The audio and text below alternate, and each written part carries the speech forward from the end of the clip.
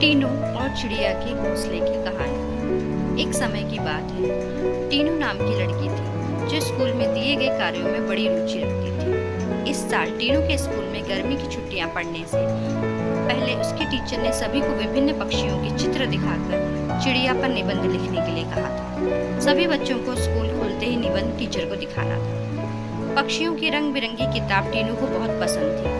जब टीचर ने बताया कि उन पर निबंध लिखना है और सबसे अच्छा लिखने वाले को इनाम में वह किताब मिलेगी, तो टीनू खुश हो गई। टीचर ने सभी पक्षियों से जुड़ी कुछ कहानियां भी बच्चों को सुनाई। उसके बाद स्कूल की गर्मियों की छुट्टियां पड़ गईं। यूं तो टीनू हर साल अपनी गर्मियों की छुट्टियां बिताने के लिए कहीं न कहीं जाती थी, लेकिन इस साल की छुट्टियों में टीनू रोज पास के ही बगीचे में जाकर पक्षियों और उनके घोंसले देखने लगी। उस बगीचे में गौरैया, दर्जिन, लवा जैसे बहुत से पक्षी आते थे। टीनू बगीचे में आने वाली हर चिड़िया को पहचानने की कोशिश करती और उन्हें गौर से देखती रहती। टीनू देखती थी कि हर चिड़िया एक एक घास, पत्ती, पंख आदि को जोड़कर कैसे अपना घोंसला बना रही है। उसके मन में होता कि चिड़िया को घोंसला बनाने के लिए कितनी मेहनत करनी पड़ती है। टीनू चाहती थी कि वह किसी तरह से उन पक्षियों की मदद करे। एक दिन टीनू ने देखा कि पास के बगीचे में बदमाश लड़कों ने लवा चिड़िया का घोंसला तोड़ दिया है। टीनू को यह देखकर बहुत दुख हुआ। उसने सोचा कि क्यों ना मैं इनके लिए खुद एक दो घोंसले बना दूं, शायद ये इसका इस्तेमाल कर लेंगी। टीनू को लगा कि वो कुछ ही देर में घोंसला बनाकर तैयार कर देगी, लेकिन टीनू पूरा दिन टिनको और दूसरी चीजों से चिड़िया का घोंसला बुनती रही।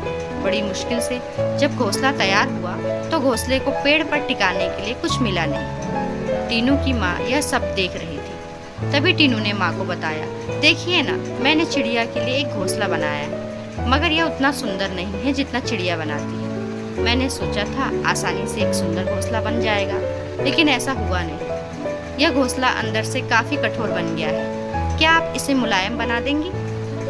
किसी तरह से टीनू की माँ ने उस घोंसले को थोड़ा ठीक किया।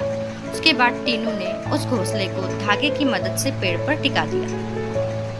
अब बगीचे में बैठकर टीनू लवा पक्षी के आने का इंतजार करने लगी। वो पक्षी बगीचे में आए तो, लेकिन टीनू द्वारा बनाया गया घोंसला उन्होंने इस्तेमाल नहीं किया। टीनू के साथ उसकी माँ भी बगीचे में आई थी। उसने टीनू को उदास देखकर कहा, तुम परेशान मत होना, अभी चिड़िया घोंसले पर आ जाएगी। तभी एक लवा पक्षी ने आकर टीनू द्वारा बनाए गए घोंसले को तोड़ दिया।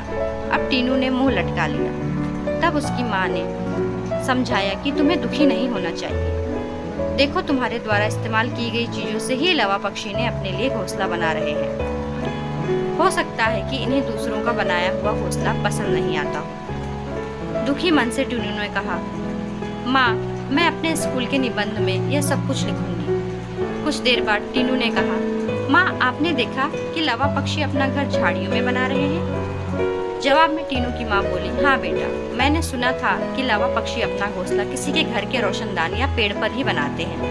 आज यह नई बात पता चली है। कुछ और दिनों बाद टीनू ने लवा पक्षियों के बारे में एक बात और जानी कि वो सीधे उड़कर अपने घोंसले में नहीं जाते। घोंसले से कुछ दूर ठहर कर इधर उधर कूदते हुए वह अपने घोंसले तक पहुँचते हैं, ताकि किसी को उनके घोंसले का पता न चले। थोड़े ही दिनों में स्कूल की गर्मियों की छुट्टियां खत्म हो गई। टीनू ने स्कूल जाकर लवा पक्षी के बारे में लिखा और निबंध प्रतियोगिता जीत ली। इनाम में मनपसंद चिड़ियों वाली किताब मिलने पर टीनू खुश हो गई।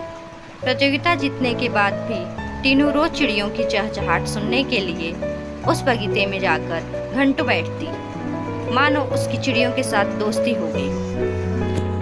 कहानी से सीख। टीनू और चिड़ियों की कहानी से हमें यह सीख मिलती है कि छोटी छोटी बात पर मन दुखी नहीं करना चाहिए। साथ ही आसपास की चीजों पर गौर करने से हमें काफी कुछ नया जानने को मिलता है।